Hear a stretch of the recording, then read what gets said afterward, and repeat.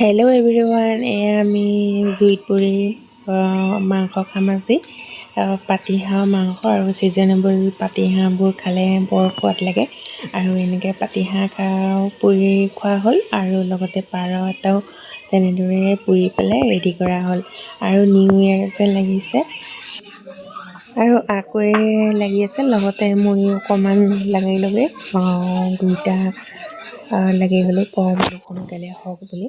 আৰু এনেদৰে ৰেডি কৰি হৈ গ'লে বনাবহে লাগে আৰু মাংস এতিয়া বনাম। আৰু তাৰপাছতে পাতিহাঁহৰ মাংস বাচ্ছাকেইটা আৰু কাৰণে পাৰ এনেদৰে, আৰু লগতে ডাঙৰখিনিৰ কাৰণে পাতিহাঁহ এনেদৰে ৰেডি হৈ যাব আৰু খাবহে লাগে। আৰু তাৰপাছত আমাৰ বাচ্ছা পাৰ্টিটো কি উৎপাত! কেইবাটাও বাচ্ছা আছিলে, এতিয়া আছেগৈ দুটা।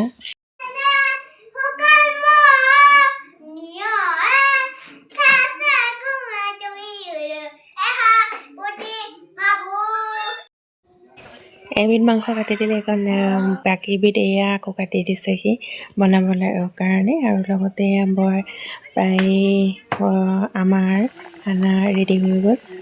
তাৰপাছত সেই বাচ্ছাকেইটাই সিহঁতৰ মোবাইল চোৱাত লাগিলে, ধুনীয়াকৈ মোবাইল চাই আছে। আৰু এই পাতিহাঁহৰ জুতি ল'বৰ কাৰণে বনাবলৈ ৰেডি হৈছোঁ। আৰু ৰাতিপুৱা পিছদিনা ৰাতিপুৱা আকৌ সিহঁতে পুৰি খাইছে গোটেইকেইটা বহি। আৰু মই সিহঁতক লগত অকণমান খেলিছোঁ, সিহঁতক কৈ আছোঁ যে হাই কৰি দিয়া। আমাৰ ভূমিষ্ঠকেও কৈছোঁ। আৰু পিছদিনাখন আকৌ আমাৰ ঘৰত একেই আলু ভাজি, দালি, ছাগলী মাংস এনেদৰে খানাটো আছিলে। তাৰপিছত ননদ আহিছিলে আৰু সেইদিনাখন সিহঁত যাবগৈ, সেইবাবে ৰাতি যা যোগাৰ কৰা হৈ গ'ল প্ৰায়। আমাৰ ভূমিষ্ঠহঁত বাচ্ছা পাৰ্টি।